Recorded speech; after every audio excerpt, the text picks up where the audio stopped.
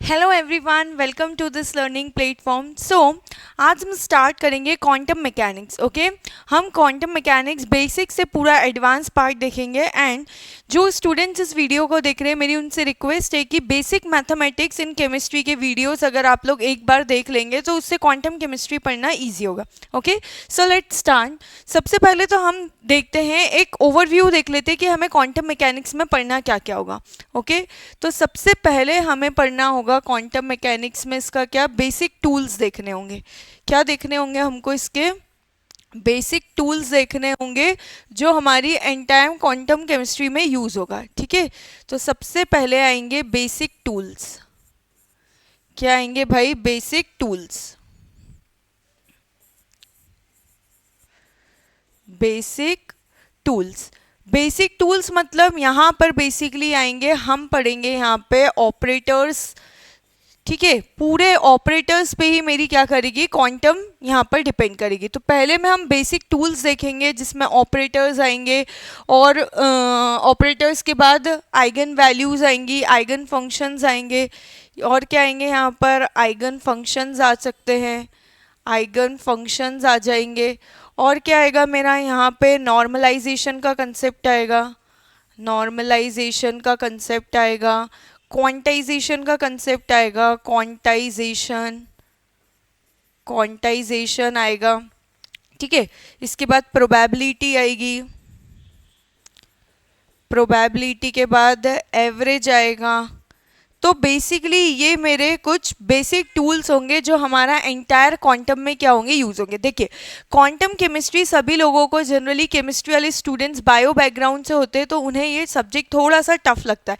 लेकिन अगर आप मैं 100% की श्योरिटी लेती हूँ कि अगर आप इसे बिल्कुल सिस्टमैटिक तरीके से पढ़ेंगे, समझेंगे कि हमें पढ़ना क्यों है, क्या यूज़ है, एक एक करके अगर सारी चीज़ की तरफ, लेकिन हाँ इसका अगर सीक्वेंस फॉलो करेंगे बेसिक टू एडवांस, तो आपके लिए क्या होगा? बहुत ईजी हो जाएगा। ओके, चलिए नेक्स्ट, ये पहले पोर्शन में पढ़ेंगे। ओके, नेक्स्ट पार्ट में हम क्या देखेंगे? नेक्स्ट पार्ट में हम देखेंगे यहाँ पर, ये फर्स्ट पार्ट हमारा ये हो जाएगा बेसिक टूल्स का।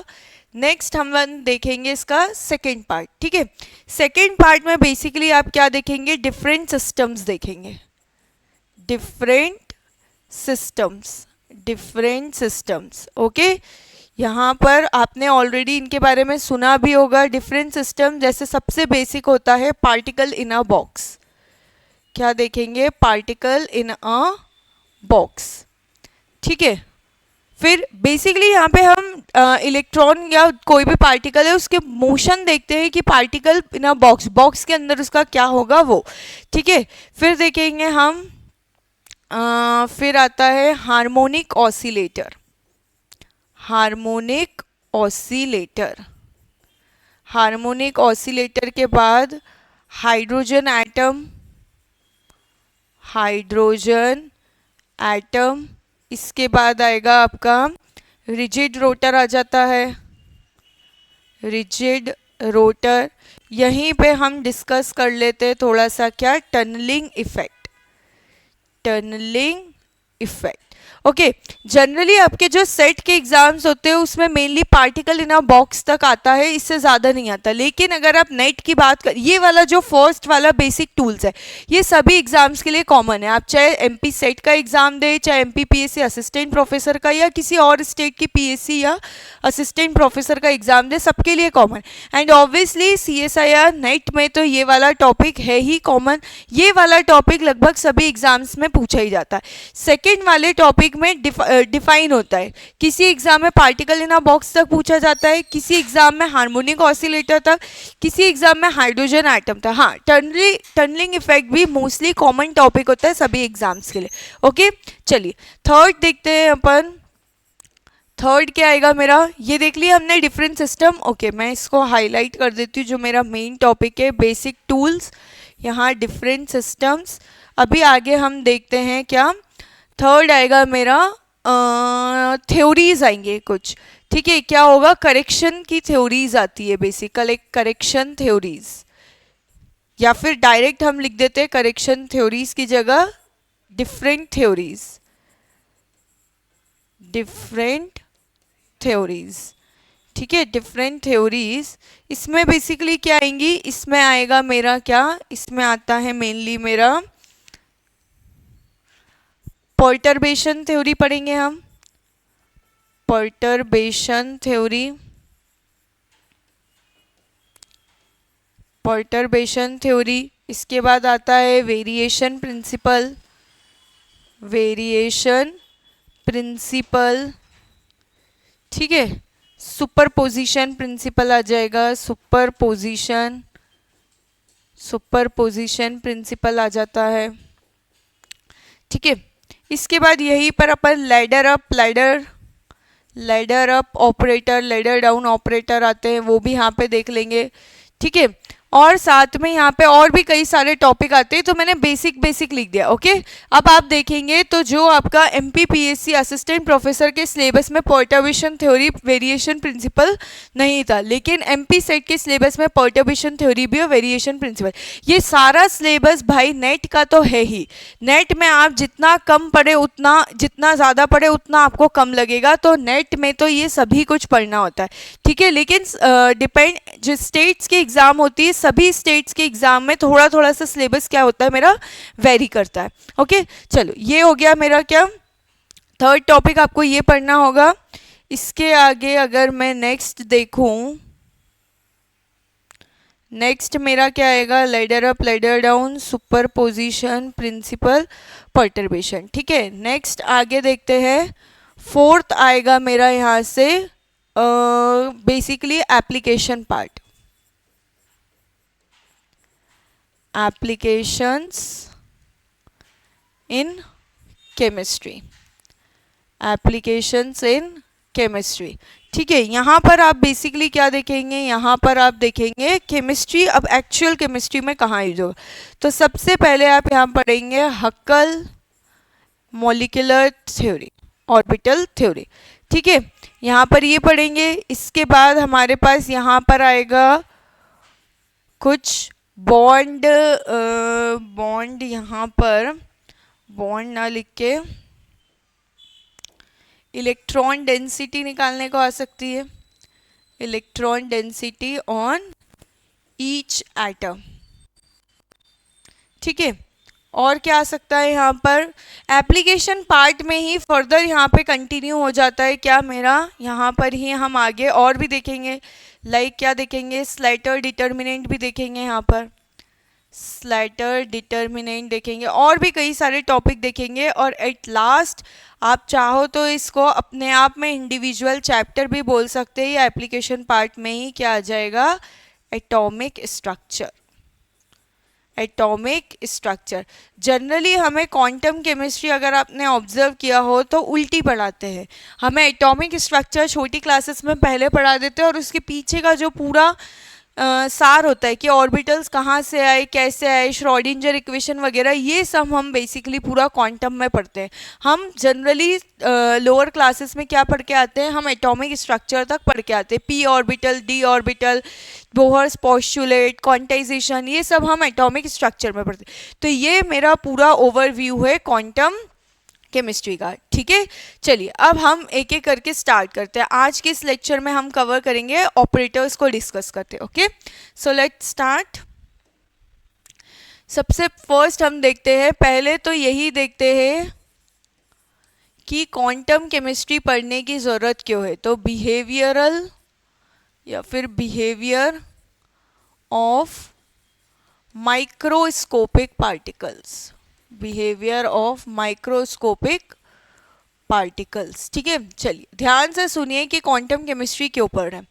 इन जनरल आपके पास जो भी क्लासिकल मैकेनिक्स अवेलेबल थी वो किसके लिए होती है, मैक्रोस्कोपिक पार्टिकल्स के लिए, ओके। अब मैक्रोस्कोपिक और माइक्रोस्कोपिक क्या होता है, मैक्रोस्कोपिक पार्टिकल्स वो होते हैं जिनको आप नेकेड आई के थ्रू देख सकते हैं। नेकेड आई मतलब आपको किसी भी तरह के कोई एक्स्ट्रा लेंस की आवश्यकता नहीं होगी, आप अपने जो खुद के आई लेंस है उनसे आप देख सकते हैं। वो ऑब्जेक्ट्स कहलाते हैं मेरे क्या, मैक्रोस्कोपिक ऑब्जेक्ट्स, ओके, या फिर मैक्रोस्कोपिक पार्टिकल्स। ठीक है, अब आता है माइक्रोस्कोपिक पार्टिकल्स। तो माइक्रोस्कोपिक पार्टिकल्स बेसिकली ऐसा नहीं होता कि जिनको माइक्रोस्कोप से देख लेते हैं वो माइक्रोस्कोपिक पार्टिकल्स, नहीं।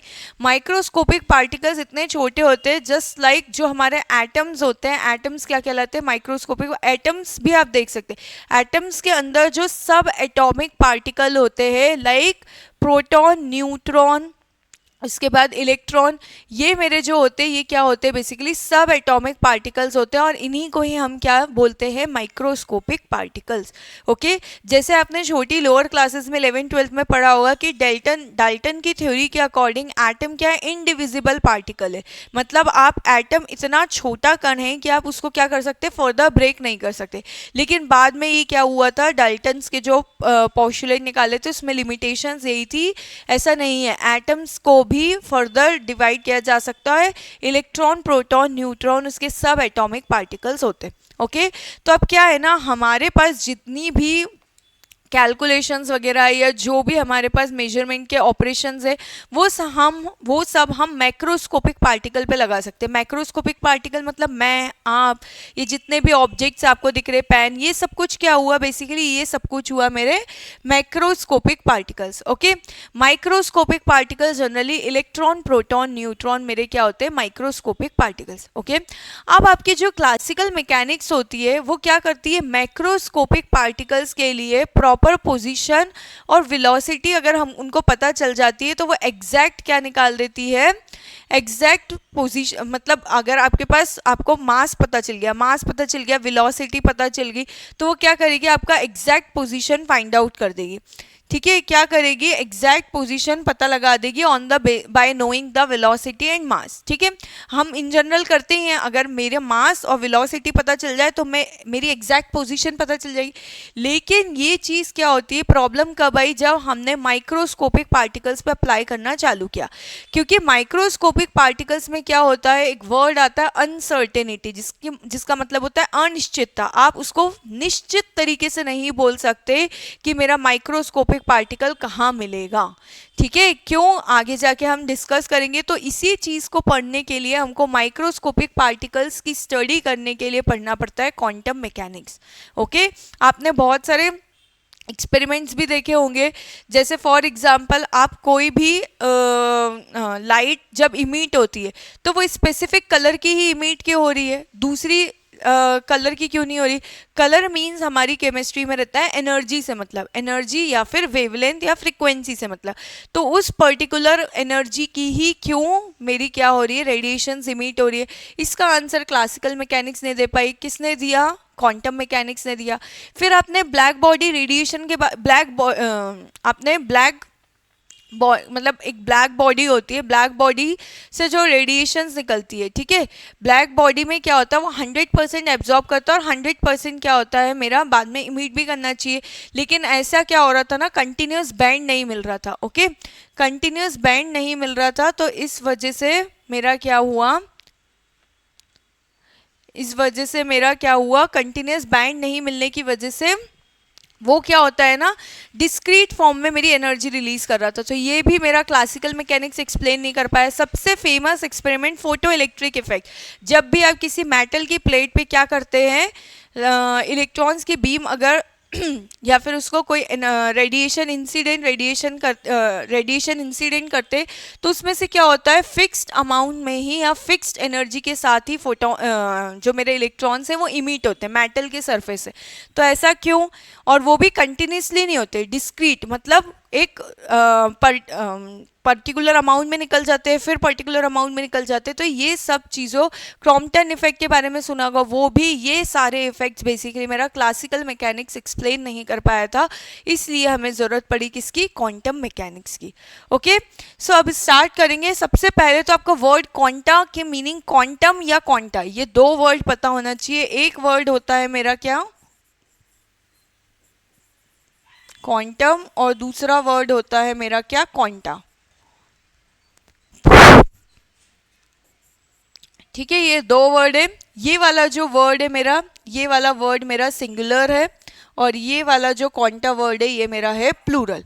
ठीक है, ये बेसिकली क्या रिप्रेजेंट करते हैं, ये रिप्रेजेंट करते हैं पैकेट, पैकेट बोलो या फिर बंडल ऑफ एनर्जी, पैकेट या फिर इनको बोलते हैं बंडल ऑफ एनर्जी। मतलब एक जैसे आप बोरे में कोई एनर्जी भर दे, एक पर्टिकुलर बंडल बन गया ना उसका, इस तरह से इसको बोलते हैं बंडल ऑफ एनर्जी या फिर पैकेट ऑफ एनर्जी।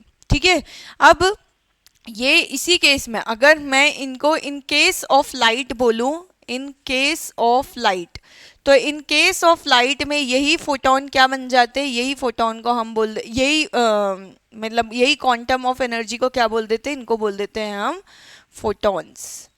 ठीक है, in general packet of energy जो भी होगी, कोई सी भी एनर्जी हो, ठीक है, उसको हम क्या रिप्रेजेंट करते हैं, क्वांटम रिप्रेजेंट करते हैं। और अगर एक से ज़्यादा हो तो क्या बोलते हैं, क्वांटा बोलते हैं। लेकिन अगर हम energy specific in case of light energy की बात करेंगे तो मेरा लाइट एनर्जी के केस में ये क्या बन जाता है, ये बन जाता है फोटॉन्स। ठीक है, तो ये इतना सा याद रखना। अब हम धीरे धीरे एक्सपेरिमेंट्स देखेंगे और समझेंगे कि कैसे क्वांटम केमिस्ट्री क्या है मेरी अप्लाई हो रही है। ये समझ में आया कि पढ़ने की नीड क्यों हो रही है, क्योंकि हमारे पास माइक्रोस्कोपिक पार्टिकल्स के पोजीशन के बारे में डिस्कस करने के लिए क्लासिकल मतलब पोजीशन आप फाइंड आउट कर सकते हैं किसकी, मैक्रोस्कोपिक पार्टिकल की, with the help of classical mechanics.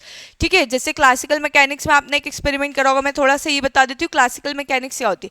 आप इन जनरल जो आपने फिजिक्स में एक्सपेरिमेंट करा होगा, एक लंबा धागा देते, नीचे बॉल आप लटका देते और उसको फिर ऐसे टू फ्रो मोशन कराते हैं। जनरली जो घड़ी का नीचे का रहता है, कुछ ऐसी घड़ी रहती है, वॉल वाली क्लॉक होती है, उनमें पेंडुलम रहता है, इधर इधर इधर जाता है, उसको हम क्या बोलते हैं, सिंपल हार्मोनिक ऑसिलेटर मानते हैं। ठीक है, उसके लिए आपने पोटेंशियल एनर्जी निकाली होगी, उसकी एनर्जी निकाली होगी, तो वो सब हमने किस में किया था, क्लासिकल मैकेनिक्स में किया था।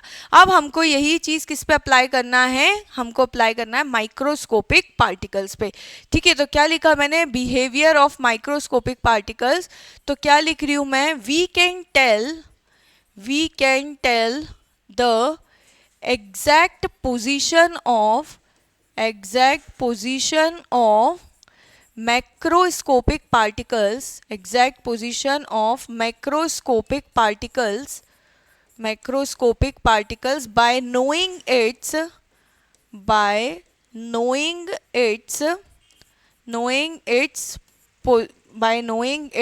mass and velocity, by knowing its mass and velocity. ठीक है, but we cannot tell the exact position of microscopic particles. ठीक है, thus we use the concept of wave function by using we use the concept of क्या, wave function, and put different values of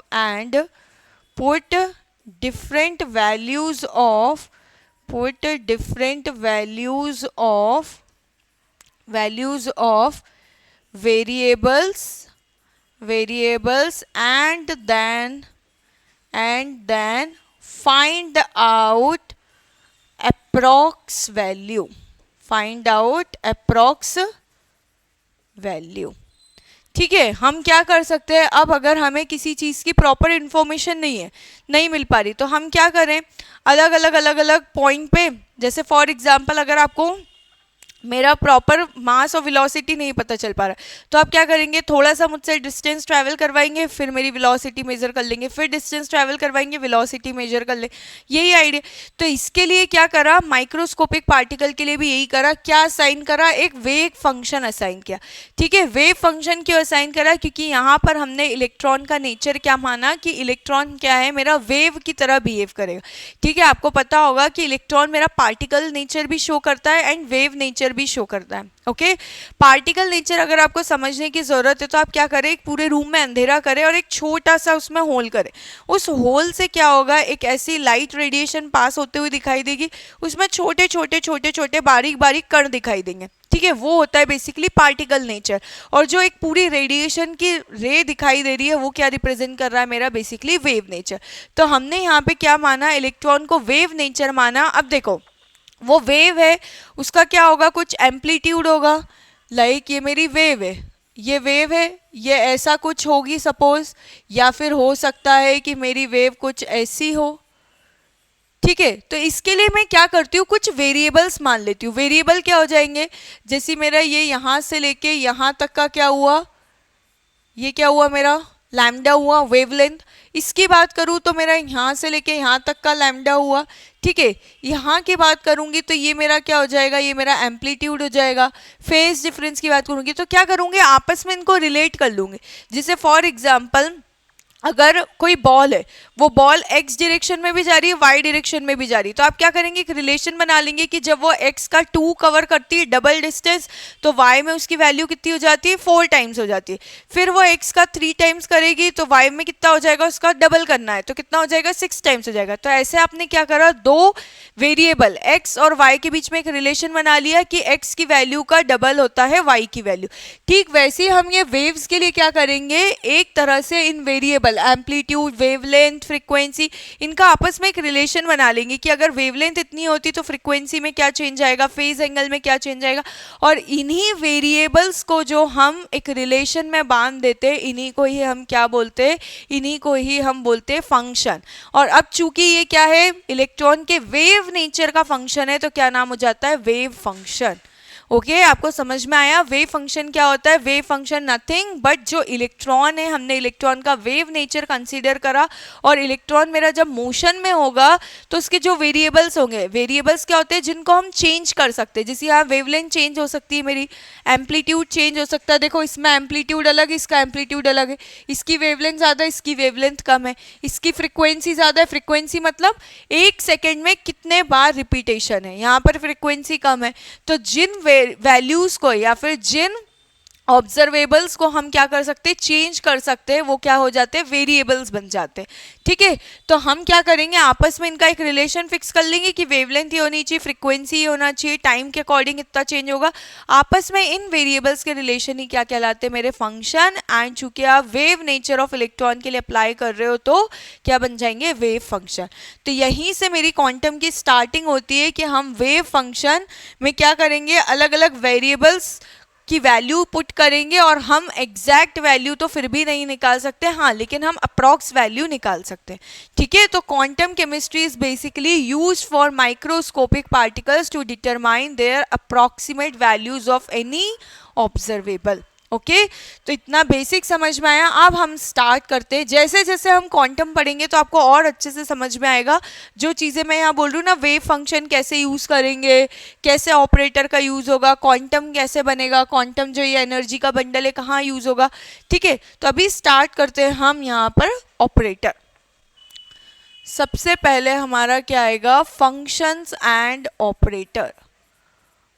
functions and operator, ठीक है, functions and operator. Already मैं mathematics, basic mathematics in chemistry में बता चुकी हूँ functions क्या होता है, लेकिन हम फिर भी एक और बार देख लेते हैं। सबसे पहले मैं डिस्कस करती हूँ किसको, फंक्शंस को। ठीक है, फंक्शंस क्या होते हैं, फंक्शंस क्या बताएंगे, बेसिकली आपको ये बताएंगे, it is a rule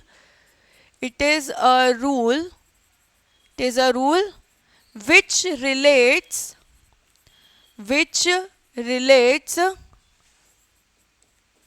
different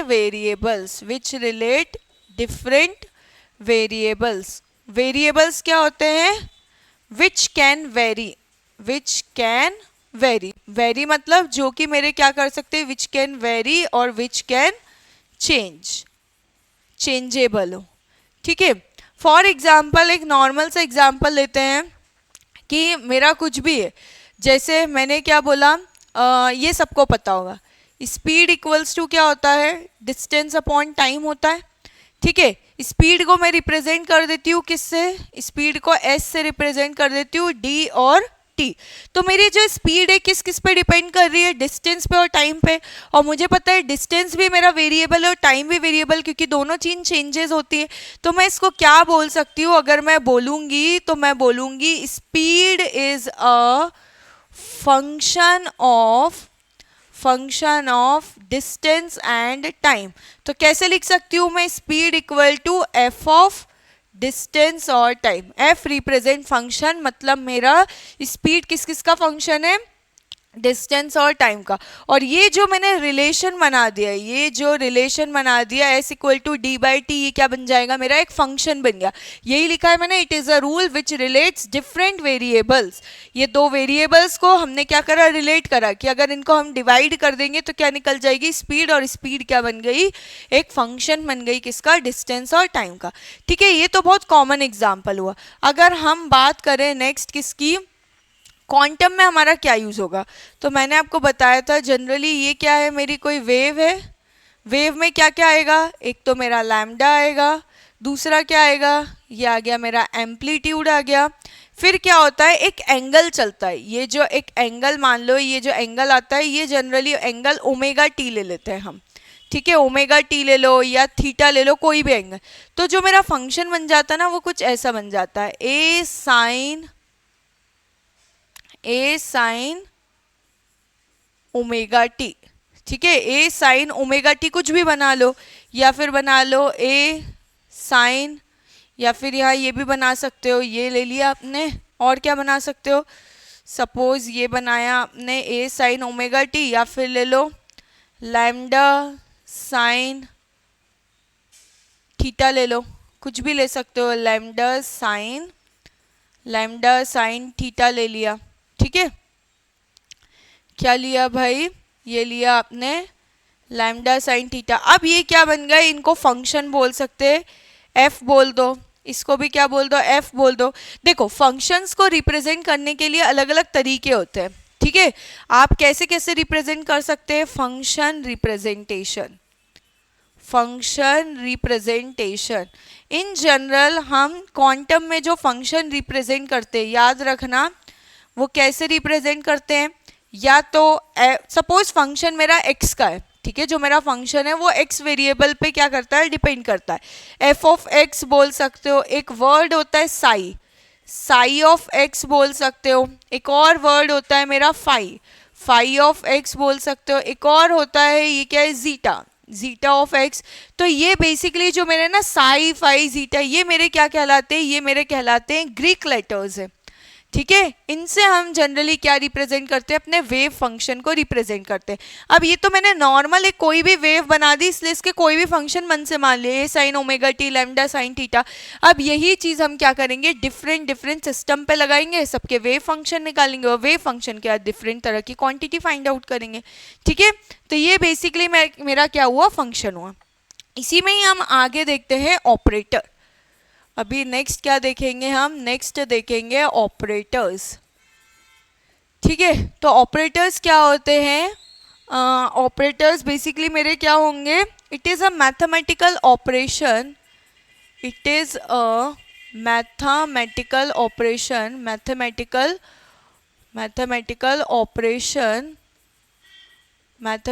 operations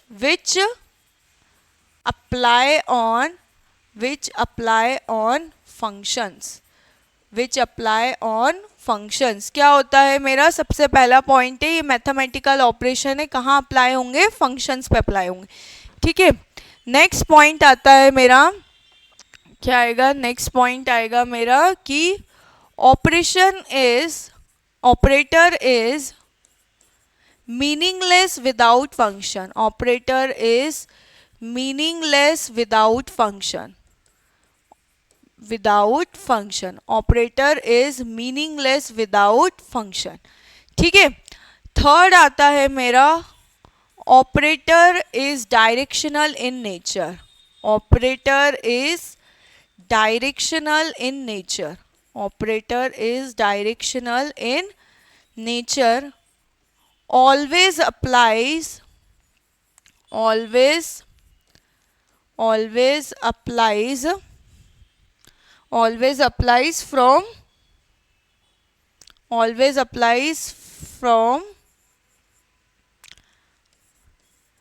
left hand side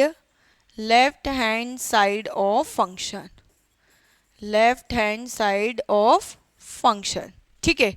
fourth point देखते हैं, ऑपरेटर रिप्रेजेंटेशन,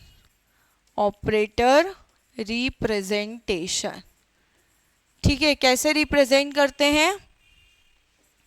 अ कैप, क्या आती है? A cap is come on observable to represent operator,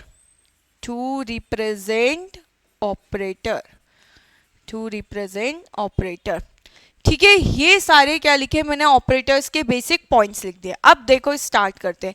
सबसे पहला पॉइंट है मेरा क्या, कि ऑपरेटर मेरा क्या होता है? बेसिकली मैथमेटिकल ऑपरेशंस होते हैं। कौन से मैथमेटिकल ऑपरेशंस होते हैं? जनरली यहाँ पर हम यूज करते हैं क्या? डेरिवेटिव्स। क्या यूज करते हैं? हम यूज करते हैं डेरिवेटिव्स, यूज कर लेते हैं, मल्टीप्लिकेशन यूज कर लेते हैं, ठीक है, मल्टीप्लिकेशन यूज कर लेते हैं, और भी कई तरह से, ठीक है। सेम आप जो मैथ्स में क्या यूज करते हैं? डिफरेंशिएशन यूज करते हैं। यहाँ पे इंटीग्रेशन भी हो सकता है, और भी सी चीजें हो सकती है, लेकिन अभी मैंने क्या बात करी? डिफरेंशिएशन की बात करी। तो मेरा मैथमेटिकल ऑपरेटर क्या हुआ? ये हुआ मेरा मैथमेटिकल ऑपरेटर। मैंने क्या लिया? मैथमेटिकल ऑपरेशन मैंने क्या ले लिया? वो मैंने ले लिया d/dx, ठीक है। ऐसे ही लिखते हैं डिफरेंशिएशन को। आप एक बार बेसिक मैथमेटिक्स में भी चेक करके आइएगा डिफरेंशिएशन के टॉपिक को, d/dx लिखते हैं। अब अगर मुझे इसका क्या बनाना है? इसका मेरे को ऑपरेटर बनाना है, तो कुछ भी नहीं करना है, वापस से आप लिखिए d/dx, और ऑपरेटर के लिए यहाँ ऊपर लग जाता है क्या? कैप, ठीक है। जैसे मैंने क्या लिखा? ये वाला पॉइंट लिखा। फर्स्ट पॉइंट देख लिया हमने, कोई भी मैथमेटिकल ऑपरेशंस लेना है, डिफरेंशिएशन ले लिया, इंटीग्रेशन ले लिया, मल्टीप्लिकेशन ले लिया, ठीक है। अब रिप्रेजेंट कैसे करते हैं? कुछ भी नहीं है आपको। अच्छा, ऑब्जर्वेबल क्या होता है? ऑब्जर्वेबल वो क्वांटिटीज कहलाती है जिनको आप क्या कर सकते हैं? मेजर कर सकते हैं। जैसे डिस्टेंस हो गया मेरा, काइनेटिक एनर्जी हो गया, पोटेंशियल एनर्जी हो गया, ये सब मेरे किस में आते हैं? ऑब्जर्वेबल में, जिनको आप ऑब्जर्व करते हैं, ठीक है। तो क्या करा मैंने? ये लिखा, ये क्या बन गया? मेरा ऑपरेटर बन गया, ठीक है। एक काम करते हैं, ऑब्जर्वेबल ना आने की जगह डायरेक्ट लिखते हैं क्या? कम्स ऑन ऑपरेशंस, ठीक है। ऑपरेशंस वर्ड ज़्यादा सही रहेगा, क्योंकि ऑब्जर्वेबल पे तो हम ऑपरेटर ऑपरेट करेंगे, ठीक है। तो ये क्या हो गया? बेसिकली ये हो गया मेरा operator representation. Cap is common operation to represent operator, ये कैप आ गया मेरा ऑपरेशन पर, ठीक है। तो मेरा ये पॉइंट हो गया और ये पॉइंट हो गया। अब operator is meaningless without function, कोई सेंस नहीं है यहाँ पे। मैथमेटिकल ऑपरेशन तो ठीक है, फिर भी मैथमेटिकल ऑपरेशन के लिए आपको क्या लगाने पड़ते हैं? नंबर्स लगाने पड़ते हैं, या कोई वेरिएबल। जैसे अकेला मैंने d/dx लिख दिया, d/dx आप क्या समझोगे? डिफरेंशिएशन करने के लिए आगे कुछ चाहिए तो जैसे मैं यहाँ पर क्या लिख देती हूँ? फॉर एग्जाम्पल x² + y लिख दिया, इसका डिफरेंशिएशन करना। ठीक वैसे ही ऑपरेटर के लिए यहाँ क्या लिखना पड़ेगा? कोई भी फंक्शन लिखना पड़ेगा मुझे, ठीक है। जो फंक्शन है, जैसे यहाँ पर ये है, सेम वैसा ही है जैसा हम नॉर्मल मैथमेटिक्स में पढ़ते हैं, बस क्वांटम में थोड़ा सा चेंज होगा। यहाँ आप जो भी ऑपरेशन लगा रहे हो, ऑपरेशन के बाद कोई ना कोई फंक्शन लिखते हो आप। जैसे यहाँ पे लिखा x² + y, ठीक है। यहाँ पर भी क्या करना पड़ेगा? ऑपरेटर के बाजू में क्या करना पड़ेगा? एक फंक्शन लिखना पड़ेगा। अगर फंक्शन नहीं होगा तो ऑपरेटर अकेला कहाँ लग जाएगा, ठीक है। नेक्स्ट पॉइंट है, operator is directional in nature, always applies from left hand side of function. दिखती सी बात है, ये फंक्शन लिखा हुआ है तो इसके लेफ्ट साइड में पहला ऑपरेटर जो आ रहा होगा पहले वो अप्लाई होगा, इसके बाद कोई और ऑपरेटर लिखा होगा, तो इसको सॉल्व करने के बाद वो फिर उसके लिए बन जाएगा फंक्शन उस नेक्स्ट ऑपरेटर के लिए। ओके, तो ये हमने चारों पॉइंट्स देख लिए। अब हम इसको प्रॉपर समझने के लिए ट्राई करते हैं कैसा, ठीक है। फॉर एग्जाम्पल मैंने आपको दिया सॉल्व करना है। मैंने आपको दिया एक ऑपरेटर a कैप, जो कि है मेरा क्या? डी बाई डी एक्स और ये कैप लगा के दिया। क्या दिया मैंने? डी बाई डी एक्स लगा के दिया, साथ में आपको क्या बोला? D by d x. एक काम करते हैं, इसको नॉर्मल लिख देते हैं, डी बाई डी एक्स, क्योंकि ऑलरेडी मैं ए कैप यहाँ लगा चुकी हूँ। D by d x plus x, ये मैंने क्या दिया? ये मेरा ऑपरेटर है, ठीक है। और मैंने फंक्शन यहाँ पे मेंशन नहीं करा। अगर फंक्शन आपको मेंशन नहीं होता है तो आपको अपने आप से फंक्शन को मान के चलना है और आखिरी तक फंक्शन को लेकर फिर आप अपने एमसीक्यू में जो आंसर्स है उससे क्रॉस चेक करके आंसर रिपोर्ट करिए। ओके, चलिए देखते हैं कैसे होगा। तो यहाँ पर मैंने क्या बोला? ये ऑपरेटर दिया और बोला है अच्छा, इसमें एक और पॉइंट ऐड करना, यहाँ पर एक और पॉइंट ऐड करना। कहाँ ऐड कर लेंगे अपन?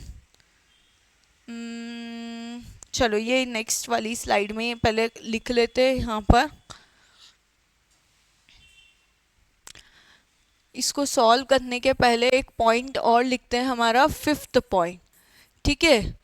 फिफ्थ पॉइंट मेरा क्या आएगा कि अगर मैं बोलूँ ये फिफ्थ पॉइंट लिख लेते, if operator has n power, if operator has n powers, n power, then it means operator has to apply n times, operator has to apply n times, ठीक है। क्या करना पड़ेगा? ऑपरेटर को अपने को n टाइम ऑपरेट करना होगा, ठीक है। चलो अब इसका एग्जांपल ले लेते हैं। इफ मैंने सपोज दिया ए कैप इक्वल टू क्या है? D by d x plus x दे के रखा है और आपको मैं बोल रही हूँ फाइंड ए कैप स्क्वायर, ठीक है। क्या दिया है? ए कैप ऑपरेटर दिया है और क्या बोला है? A cap square find out करने के लिए बोला है। क्लियर है? तो यहाँ पर अब मैं क्या करूँगी? सबसे पहले तो मैं फंक्शन लेट करूँगी, let function be f, let function be क्या हुआ? एफ हुआ, ठीक है। क्या बोलते थे हम? ऐसा लिखते थे ऑपरेटर और ऑपरेटर के बाजू में क्या आता था? फंक्शन आता था। एज इट इज करिए। अभी क्या करेंगे? ऑपरेटर मैंने लिख दिया है, ऑपरेटर क्या है मेरा? वहां से नोट करिए, D by d x plus x, ठीक है। और क्या आ जाएगा साथ में? मेरा फंक्शन एफ। इसके बिना तो पॉसिबल ही नहीं, आपको ऑपरेटर के पास में फंक्शन तो यूज करना ही होगा। क्लियर है? अब हमको क्या निकालना है? ए कैप स्क्वायर निकालना है। तो आप क्या करोगे? याद रखना, ए कैप स्क्वायर को आप ऐसा बिल्कुल भी नहीं लिख सकते, ए कैप स्क्वायर ऐसा बिल्कुल भी नहीं होगा। वही मैंने लिखवाया है कि operator has n power, then it means operator has to apply n times. आपको क्या करना पड़ेगा? ऑपरेटर को 2 बार अप्लाई करना पड़ेगा, ना कि ऑपरेटर का स्क्वायर करना होगा, ठीक है। चलिए देखते हैं कैसे होगा ये। नेक्स्ट देखते हैं हम, क्या बोला मैंने? सबसे पहले आप क्या करो? ऐसे लिख लो इसको, आपको फाइंड आउट क्या करना है? A cap square find out करना है। सबसे पहले क्या करोगे? ए कैप था, ठीक है। इसके बाद एक और ए कैप लगाओ, फिर क्या आ जाएगा आपका साथ में? अच्छा, इसका एक काम करते, बड़ा ब्रैकेट ले लेते। ए कैप लगाया, ये हुआ ए कैप, इसके बाद फंक्शन आएगा और ये ऐसे 2 बार लगा दिया मैंने ऑपरेटर, 1 बार लगाया फंक्शन पे, जो आंसर आएगा फिर उसके बाद एक और ए कैप लगा। क्लियर है? चलिए यहाँ लिखा मैंने ए कैप। अच्छा, इनकी वैल्यू लिख देते हैं अपन। क्या था? ए कैप क्या था? D by d x plus x, ये था। नेक्स्ट क्या आने वाला था हमारा? अंदर भी यही आएगा, D by d x plus x. मैंने फंक्शन कोई एफ फंक्शन मान के चलना है, ठीक है। बिना फंक्शन के तो होगा ही नहीं, अगर उसने फंक्शन मेंशन नहीं किया तो आप हर जगह एफ लेके चलिए अपने मन से। सॉल्व करते हैं, ये कितना हुआ? D by d x plus x. यहाँ कितना आएगा? क्या करेंगे? सिंपल मल्टीप्लिकेशन करेंगे, डी बाई डी एक्स हो जाएगा, D by d x F plus क्या हो जाएगा? एक्स और एफ। ये सारे बेसिक मैथमेटिक्स ऑलरेडी मैं करा चुकी हूँ, आप एक बार देख लेना क्लासेस। चलिए ये आ गया फाइनल आंसर। अब क्या करते हैं? जब भी हम मल्टीप्लिकेशन करते हैं, इसका मल्टीप्लाई पूरा इसमें भी होता है और इसमें भी होता है। फिर इसकी बात करेंगे, इसका मल्टीप्लाई इसमें भी होता है और इसका मल्टीप्लाई इसमें भी होता है। क्लियर है? तो क्या करेंगे? डी बाई डी एक्स और क्या आएगा? मल्टीप्लाई करेंगे, लिख दो उसको ऐसा, D f by d x plus x F, ये आ गया। नेक्स्ट क्या करेंगे, मल्टीप्लाई करेंगे तो प्लस एक्स, यहाँ पे भी आएगा D f by d x x F, ये हो गया फाइनल। अभी क्या करेंगे, यहाँ क्या बन जाएगा, ये बन जाएगा डी स्क्वायर एफ अपॉन में डी एक्स स्क्वायर। क्लियर है। चलिए यहाँ वाला डिफ्रेंसिएशन डायरेक्ट मत कर देना कि x और f से मल्टीप्लाई करें। क्यों? क्योंकि यहाँ पर हमने जो फंक्शन अज्यूम किया था वो फंक्शन ऑब्वियसली क्या होगा मेरा, वो फंक्शन मेरा ऑब्वियसली क्या होगा,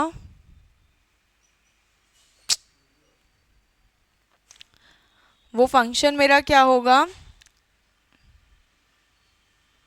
ओके ये आया मेरे पास d square by d f d x square आ गया।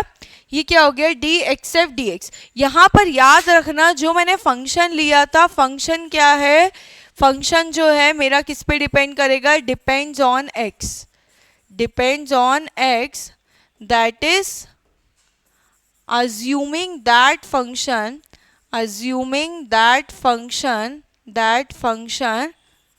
that function which depends on x, which depends on x। ठीक है, ये मन से माना हुआ फंक्शन था मेरा f, लेकिन वो क्या होना चाहिए, वेरिएबल x पे ही क्या करना चाहिए, मेरा वेरिएबल x पे ही क्या करेगा, डिपेंड करेगा। तो अब यहाँ पर एक फंक्शन मेरा x हो गया और दूसरा फंक्शन जो मैंने लेट करा था f, वो भी फंक्शन ऑफ x ही है। तो जब भी मेरे दो फंक्शन आ जाते हैं डिफ्रेंसिएशन में तो मुझे क्या लगाना पड़ता है, यहाँ पे प्रोडक्ट रूल लगाना होगा। ठीक है, मैं प्रोडक्ट रूल लगाना ऑलरेडी आपको बताया हुआ है डिफ्रेंसिएशन में, हम एक बार और यहाँ पर देखेंगे। क्लियर है। चलिए आगे तो मल्टीप्लाई करते हैं, ये क्या होगा, x D f d x plus क्या आ गया, एक्स स्क्वायर एफ। ठीक है, आया समझ में। चलिए नेक्स्ट इसको सॉल्व करते हैं। ये क्या बन गया मेरा, पहला तो बन गया डी स्क्वायर एफ बाय में डी एक्स स्क्वायर प्लस क्या करा था, डी बाई डी एक्स क्या आएगा, एक्स एफ था, प्लस क्या था, x d f by d x plus x square f. Clear है इतना। चलिए नेक्स्ट अब करेंगे, इसमें प्रोडक्ट रूल लगाते हैं, डी स्क्वायर एफ बाय में डी एक्स स्क्वायर प्लस क्या करेंगे, फर्स्ट वाले का रखा सेकेंड वाले का डिफ्रेंसिएशन प्लस सेकेंड वाले को रखा फर्स्ट वाले का डिफ्रेंसिएशन। ठीक है, लास्ट में क्या बचा हमारे पास, x d f by d x plus x square f. Clear है। चलिए नेक्स्ट ये क्या बचा, डी स्क्वायर एफ अपॉन में डी एक्स स्क्वायर। देखो ये भी x d f by d x है, ये भी x d f by d x, कितना हो जाएगा, 2x d f by d x plus क्या बचा एफ, अच्छा ये कितना हो जाएगा, d x by d x, इसका तो वन आंसर आ जाएगा तो अकेला f बचा प्लस एक्स स्क्वायर एफ। अब हमारे को f ऑलरेडी गिवन तो था नहीं तो f हटा दो क्योंकि वो आंसर आपको विदाउट f देगा, लेकिन आपको सॉल्व पूरा f लेकर ही करना होगा। ठीक है, d by d x plus कितना आ गया 1 प्लस एक्स स्क्वायर और ये हमारा f बाहर निकल गया। ये क्या आ गया भाई आपके पास, ये आ गया फाइनल आंसर। क्लियर है, आया समझ में। अब आप ट्राई करिएगा कि हम क्या निकालें। अब अगर हमको a ऑपरेटर का क्यूब निकालना, क्या करेंगे अपन, सिंपल a ऑपरेटर, यहाँ क्या आ जाएगा a ऑपरेटर का स्क्वायर और क्या लेके रखेंगे हम f पे अप्लाई करेंगे।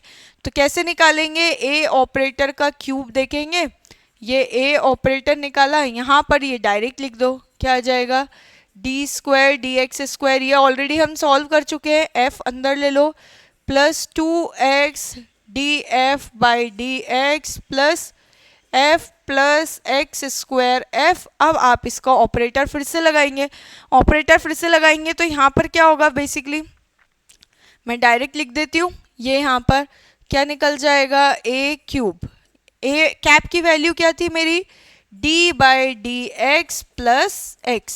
अगेन आप फिर से ये डी बाई डी एक्स का पूरा इसमें मल्टीप्लाई, इसमें मल्टीप्लाई, इसमें मल्टीप्लाई और इसमें मल्टीप्लाई। सिमिलरली एक्स का इसमें होगा, एक्स का इसमें होगा, एक्स का इसमें होगा, ऐसे करके क्या होगा, अगेन आप मल्टीप्लाई करेंगे सबका, और जैसे मैंने ए कैप स्क्वायर निकाला था वैसे क्या निकल जाएगा, ए कैप क्यूब निकलेगा। ओके बस आपको यहाँ पर ध्यान रखने वाली बात ये कि अगर डिफरेंशिएशन दिया या इंटीग्रेशन ऐसे टाइप के कोई ऑपरेटर देके रखे हैं तो यहाँ पे प्रोडक्ट रूल का याद रखना पड़ेगा कि अगर दो फंक्शंस आ जाएंगे तो वहाँ प्रोडक्ट रूल लगेगा। ओके चलिए एक क्वेश्चन और करते हैं यहाँ पर हम इसको समझने के लिए। एक और क्वेश्चन करते हैं। फॉर एग्जाम्पल आपको क्वेश्चन देके रखा है ए कैप, ऑपरेटर आपको क्या देके रखा है, d square by d x square plus d by d x plus x square, ये देके रखा है और आपको फंक्शन भी इस बार देके रखा है। एफ ऑफ एक्स क्या देके रखा है, एफ ऑफ एक्स आपको देके रखा है x cube plus e to the power x. ठीक है आपको क्या देके रखा है, ये देके रखा है ए कैप देके रखा है और क्या देके रखा है, एफ ऑफ एक्स देके रखा है। ठीक है आपको क्या फाइंड आउट करना है, फाइंड ए कैप स्क्वायर।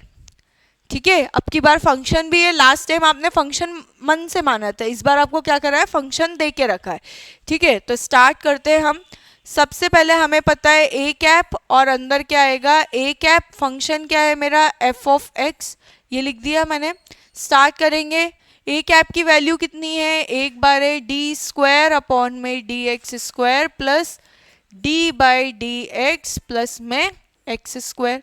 ये तो मेरा क्या हो गया, एक फंक्शन लिखा गया। अंदर क्या आएगा मेरे पास, अंदर फिर से आएगा डी स्क्वायर बाय में d x square plus d by d x plus x square.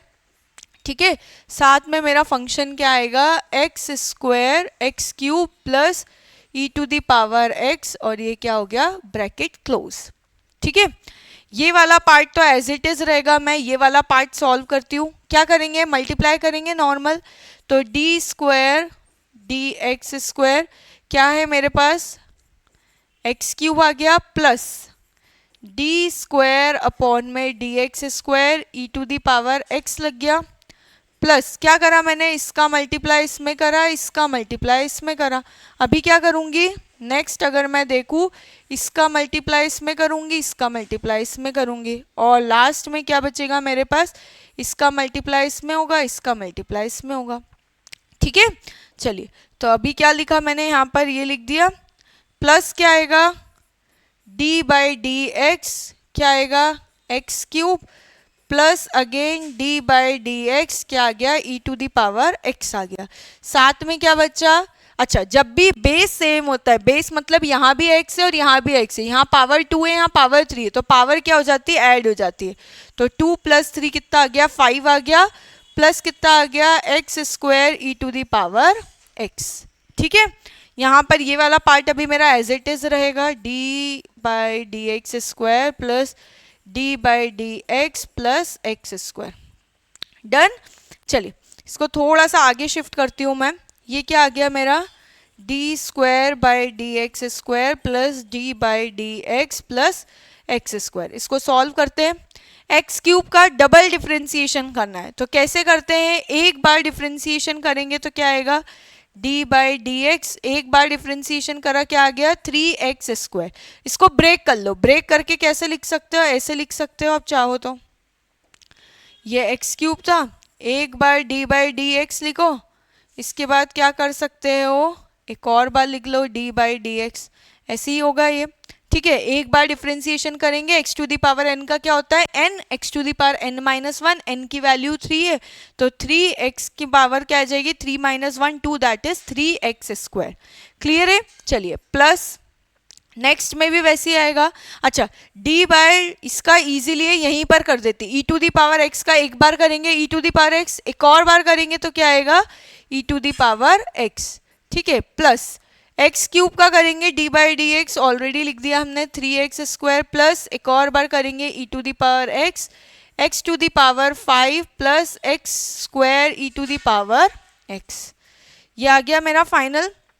ठीक है अब इसको हम सॉल्व कर लेते हैं। ये कितना आ जाएगा मेरा, अगेन यहाँ पर क्या लिखना है, a cube square f of a square f of x, यहाँ कितना था मेरे पास, डी स्क्वायर बाय में d x square plus d by d x plus में कितना आया, एक्स स्क्वायर। फाइनल यहाँ क्या आ रहा था आपके पास था D by d x of 3x square, तो क्या आ जाएगा 3 2 जा 6x बचेगा, प्लस एक और बार था e to the power x का e to the power x plus कितना आएगा 3x square plus e to the power x plus x to the power 5 plus x square e to the power x. ये आ गया मेरा final expression. ठीक है, अब अगेन मुझे इस एक्सप्रेशन पे ये मुझे अप्लाई करना होगा। फिर से वही करूंगी, क्या करूंगी, थोड़ा इधर शिफ्ट कर लेते हैं ताकि पूरा है। D square d by d x square क्या आएगा 6x e to the power x 3x square plus e to the power x plus x to the power 5x square e to the power x.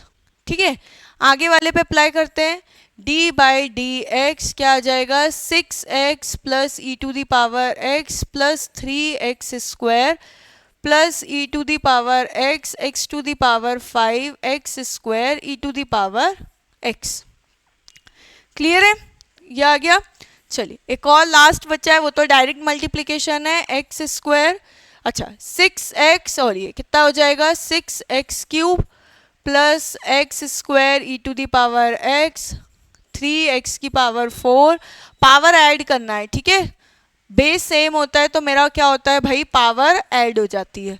यहाँ क्या आ जाएगा x to the power 7 plus x to the power 4 e to the power x। ये हो गया मेरा final.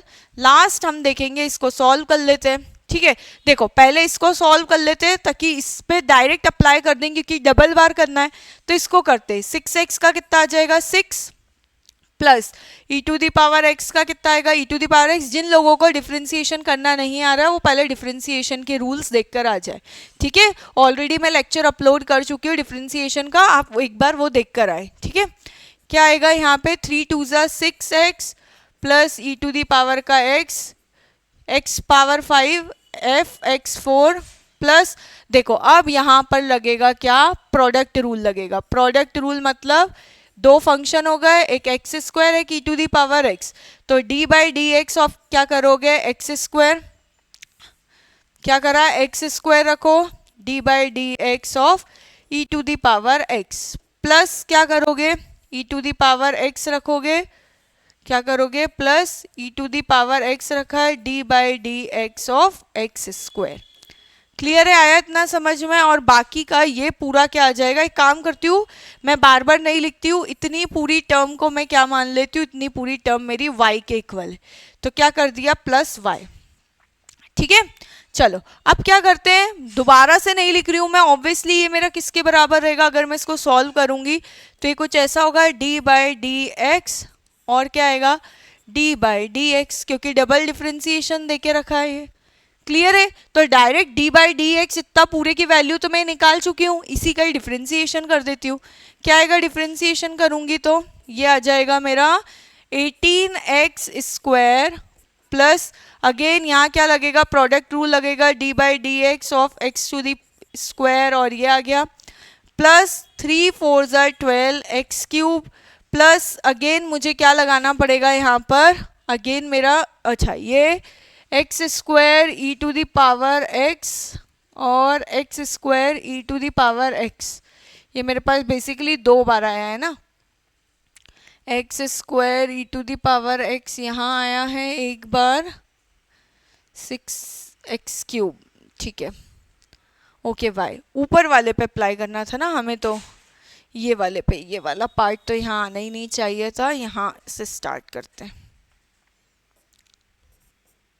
ठीक है, क्या करेंगे, ये वाला पार्ट तो मैंने y मान लिया प्लस y, ये वाला पार्ट मुझे लिखना है अभी। यहाँ पर क्या करूँगी d बाई डी एक्स इस पूरे पार्ट पे होगा, क्योंकि ये जो वैल्यू है ये मेरी इसी चीज़ की वैल्यू है। अगर इसको आप ध्यान से देखें, ये वाला जो पार्ट है ये आ गया मेरे पास, और मुझे चाहिए इसकी वैल्यू चाहिए, एक और बार डिफ्रेंसिएशन कर रहा है, कॉन्स्टेंट का डिफ्रेंसिएशन क्या आ जाता है 0 plus e to the power x का क्या आएगा e to the power x, 6x का 6 आ गया e to the power x का again e to the power x, 5 4 जा कितना आएगा 20x क्यूब आ गया प्लस क्या करूंगी, अब मुझे डिफ्रेंसिएशन करना है अगेन इसका, तो डायरेक्ट लिख देती हूँ d by d x square किसका आएगा, x square e to the power x. ये हो गया मेरा कंप्लीट एक्सप्रेशन। लास्ट क्या बचा मेरे पास, 6 2 e to the power x 20 x cube plus ये कितना आ जाएगा, डी टू पावर एक्स करेंगे। अभी इसको मैं ऐसे ही छोड़ देती हूँ, आप लोग सॉल्व कर लेना। ऐसा क्वेश्चन जनरली एग्जाम में कम आता है, ये सिर्फ आपके प्रैक्टिस करने के लिए देके रखा है, ठीक है।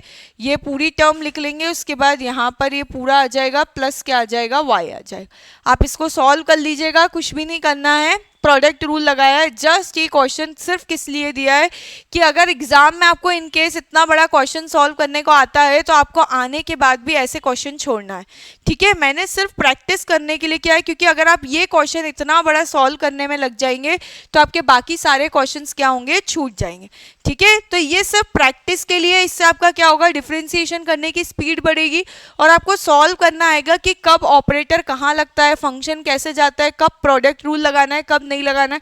जब भी आपको x के दो डिफरेंट टाइप के फंक्शंस दिखे, आपको क्या लगाना पड़ेगा, अगर मल्टीप्लाई में तो तुरंत प्रोडक्ट रूल लगे। जैसे मैंने यहाँ पर लगाया, ये यहाँ पर ये दो फंक्शन आ गए थे, एक एक्स स्क्वायर एक e to the power x, तो देखो मैंने यहाँ प्रोडक्ट रूल लगाया। अगेन यहाँ पर भी एक बार प्रोडक्ट रूल लगाऊंगी, जो आंसर आएगा उसके बाद उसके ऊपर एक और बार प्रोडक्ट रूल लगाऊंगी, ठीक है। तो ये समझ में आया, ओके। हम इसके बाद इसका एक और क्वेश्चन करेंगे, उसके बाद हम क्या करेंगे, इस लेक्चर को एंड करेंगे, ठीक है। एक क्वेश्चन और करते हैं। क्या देके रखा है आपको, ए कैप देके रखा है एक्स क्यूब प्लस 4x। अच्छा ये तो फंक्शन दे, ऑपरेटर देके रखा है आपको integration F of x D of x देके रखा है, ठीक है। और आपको फंक्शन मेंशन करके दिया है, फंक्शन देके रखा है x cube plus e to the power x, और बोला है find out the value of operator for a given function, for a given function, ठीक है। यहाँ से हमारा ऑपरेटर का बेसिक पार्ट अच्छे से हो जाएगा कि ऑपरेटर सॉल्व कैसे करते हैं, ओके। क्या करेंगे, हम नॉर्मल लिखेंगे A cap F of x, यही करते हैं, ऐसी वैल्यू निकालते हैं। मेरा ऑपरेटर क्या है, यहाँ पर ऑपरेटर देके रखा है इंटीग्रेशन, और एफ ऑफ एक्स कितना आ जाएगा, x cube plus e to the power x, और क्या आ जाएगा, डी एक्स। यही मेरा ऑपरेटर देके रखा है। ऑपरेटर क्या है यहाँ, बेसिकली ऑपरेटर है इंटीग्रेशन, ठीक है। ऑपरेटर क्या है, इंटीग्रेशन।